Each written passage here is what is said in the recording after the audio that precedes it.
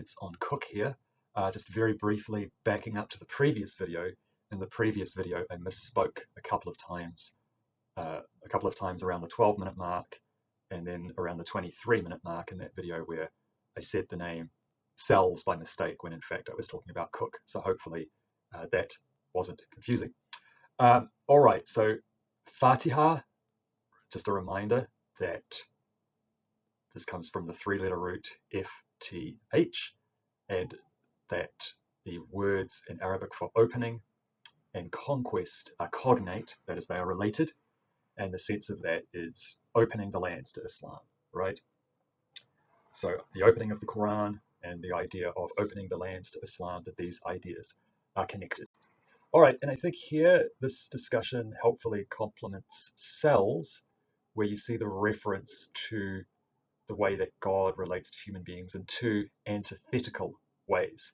And Cook is perhaps a little bit different in his discussion in the way that he talks about God vis-a-vis the people who are not on the straight path, the people with whom he has an antithetical relationship.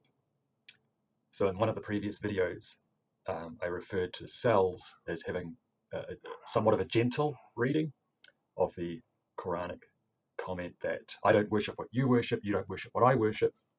And so Cook's discussion here is also talking about the two categories of people, right? The category of people who worship what Muhammad worships and the category of people who don't. And I think that you'll find,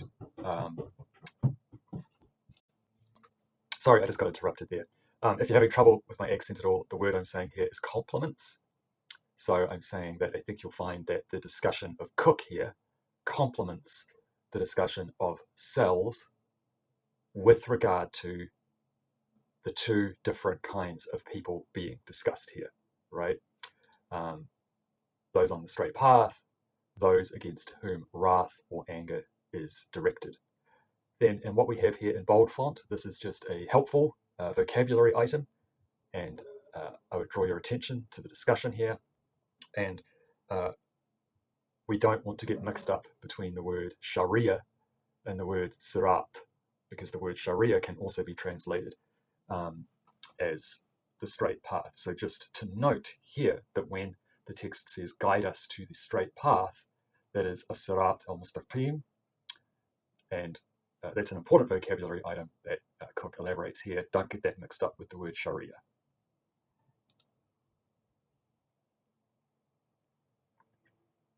All right, and this is just fleshing out what I said about the two groups, those on the straight path versus those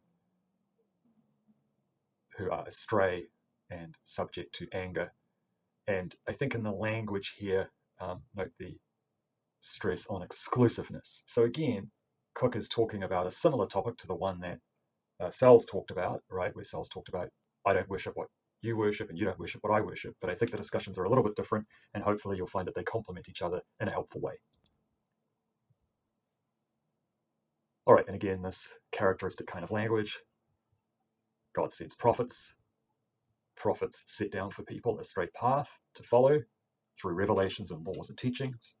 Some people follow the straight path, but some people do not, right? They are in the wilderness. They are astray. They are subject to God's anger.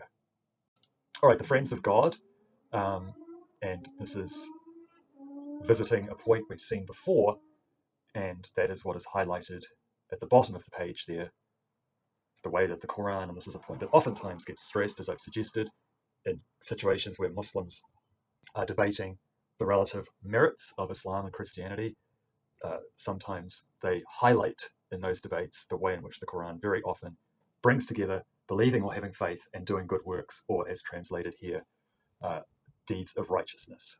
Give good tidings to those who believe and do good things, good works. So this is an example from chapter 2.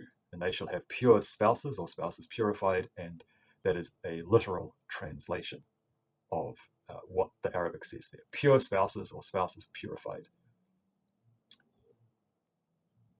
All right, and then I think Cook's discussion is helpful here, the way he highlights the idea of associating, right? And I think we hopefully are clear by now in this class that the literal meaning of what Islam generally criticizes and labels as polytheism is associating, right? When you associate, you put something together with something else, right?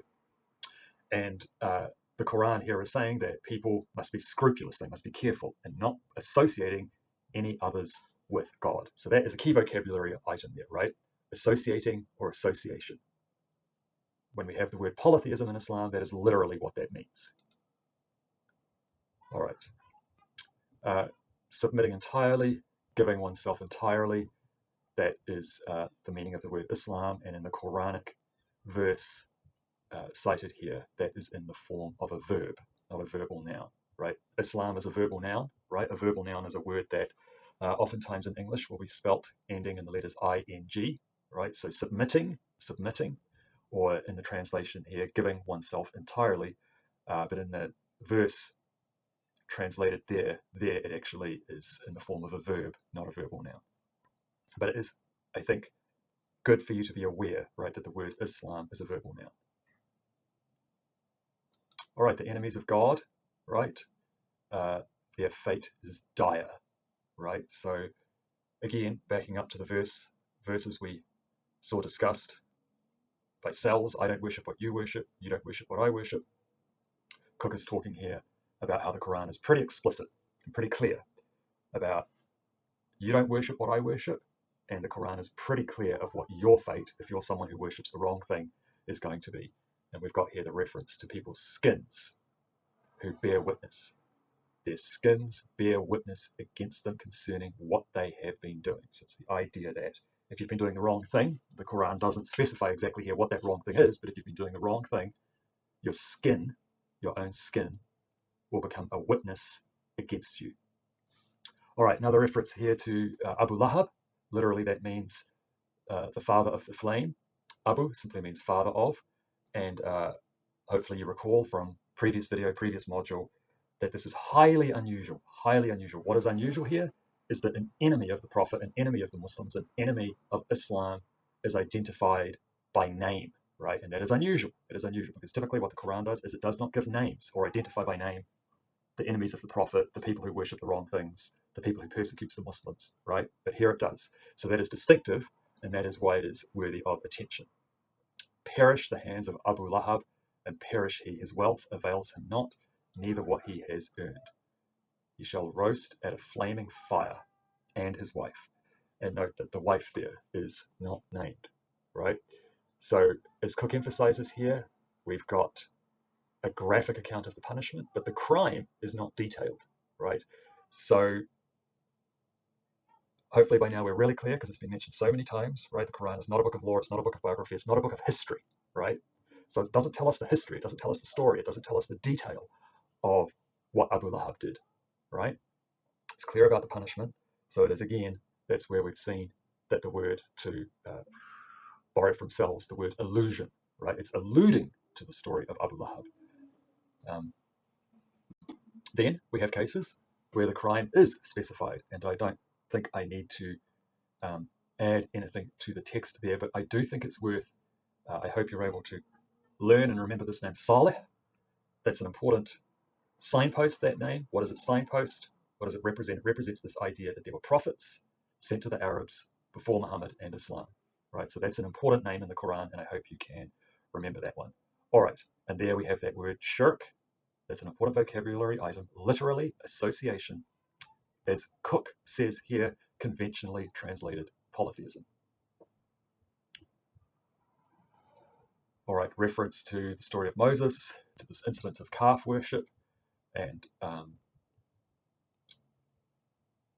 there again, we see the Quran alluding to a story, right? So we've got allusions to stories from pre-Islamic Arabia, and we've got allusions to stories from the Jewish and Christian traditions. And by the way, I always like to say the Jewish tradition or the Christian tradition or the Jewish and Christian traditions plural. I'm not myself in favor of the phrase Judeo-Christian tradition, right? Because the Judeo-Christian tradition really means the Christian tradition, right? Whereas the Jewish tradition is its own tradition. All right, so again, alluding to what? The story of the calf. We brought the children of Israel over the sea. They came upon a people cleaving to idols. They said, Moses, make for us a god, as they have gods. alluding to the story. All right, I've made the disclaimer several times that these discussions can get a little repetitive, and that again reflects the material that we are working with. It's very repetitive material. So again, here we see more discussion of association and discussion also of intercession, right? Intercession, right? They say, this is from Quran chapter 10, they say these are our intercessors, but the Quran is saying that will not work, right? You can't have other gods that you associate with the one God or that you regard as intercessors with God, your intercessors with God. And so there I've just highlighted the word entirely, and this is sometimes described with the word uncompromising, right? Uncompromising.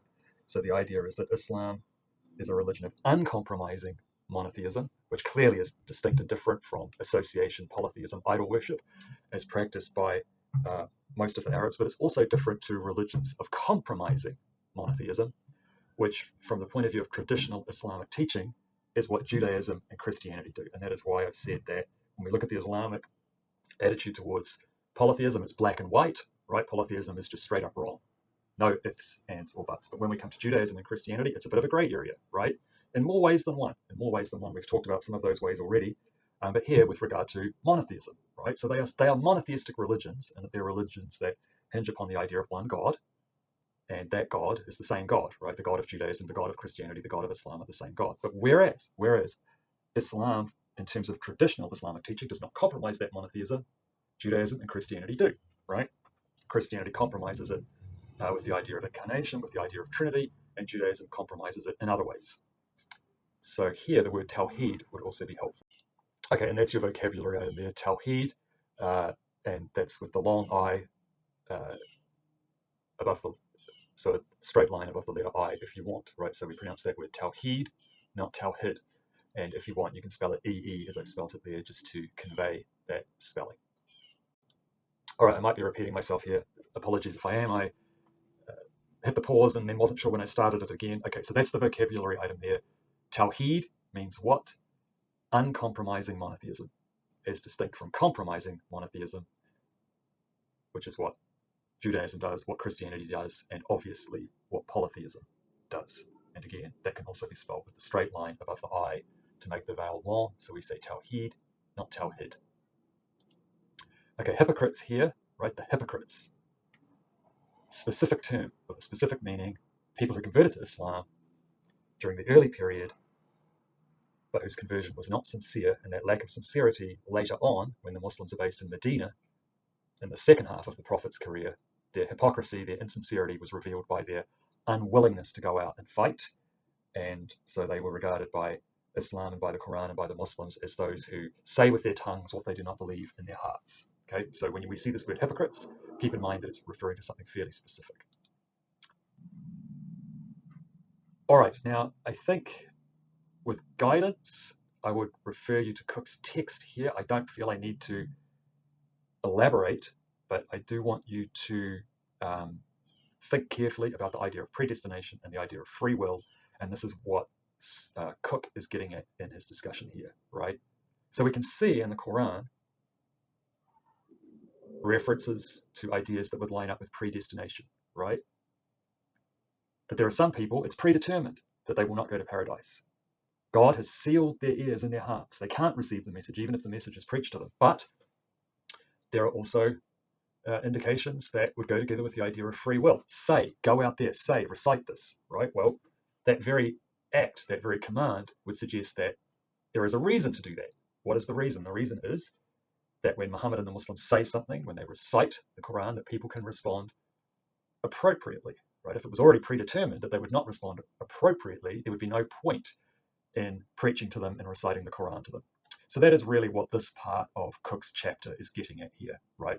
In the discussion of guidance, right?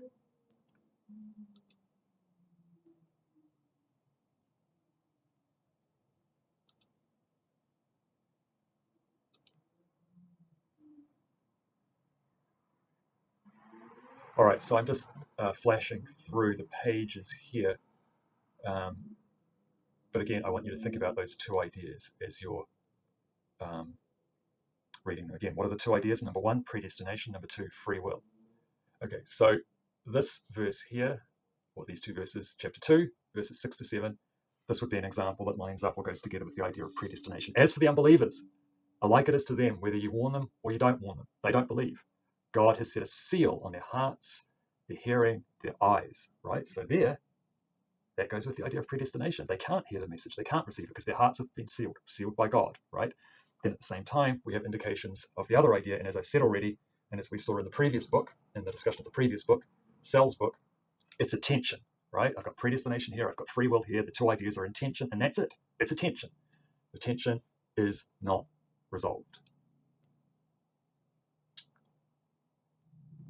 Okay, and then what is in blue there, right? That's speaking to precisely this point, right? I said it is unresolved, and that is what Cook means when he says this is not a question to which the Quran provides an answer, right? In other words, if the question is to put that question in slightly different words, well, which is it, right? Is it predestination or free will? The Quran doesn't answer that question. It is not a book of theology, right? Not a book of theology, not a book of law, not a book of history, not a book of biography, etc. All right. Then we have another reference here to hypocrites, which I just mentioned.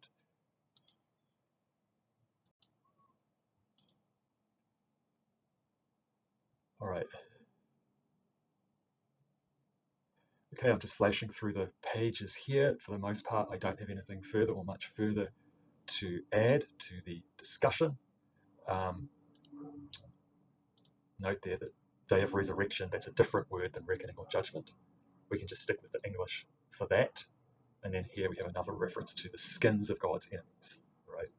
So that's an important idea, an important vocabulary item. The highly articulate skins of God's enemies. Articulate, speaking clearly, right? So the skins of God's enemies will speak clearly, conveying what God's enemies did that was wrong. Grandeur, intimacy, this is helpful, but I have little to add to Cook there. Just pay attention to that.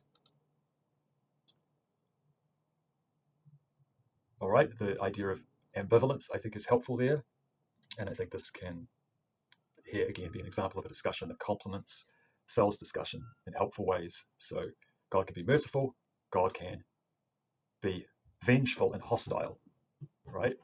Actively misleading people. Okay, I think Cook's commentary here is helpful. How can this be so? Okay, the Quran is not a theological work, not a theological disquisition, so we don't get an unambiguous answer or an answer free of ambivalence. Okay, this is really significant here. In particular, so this is Quran, chapter 113, say. Again, that's an imperative. It's telling Muhammad, by extension telling the Muslims, by extension telling all human beings. Go out in public, get in people's faces and say this. I take refuge with the Lord of the daybreak from the evil of what he has created. Now, this is significant in as much as it doesn't say explicitly, but it at least creates the possibility that God is responsible for the evil that exists in creation. Okay, the light verse, I have nothing to add to Cook there.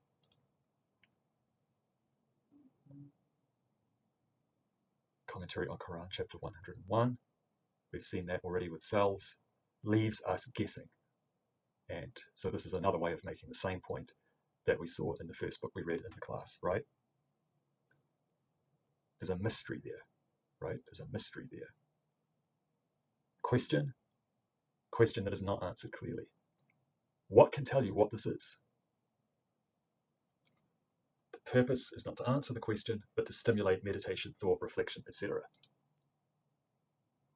That is what I want to say about that. That will conclude this. Here, I do think that Cook's discussion of the Arabic language is really helpful, right? For those of you who either know Arabic, it's your first language, or who are learning Arabic, I think this is really helpful. Again, even if it's your native language, I think it's helpful because it's a really useful way of talking about Arabic in English, right? And if you're learning Arabic, I absolutely would recommend that you read this. If that is not something that you have a specific interest in, then this would be something that you could perhaps skim over fairly quickly. But again, I just want to highlight it because I think that this is a very short and useful discussion.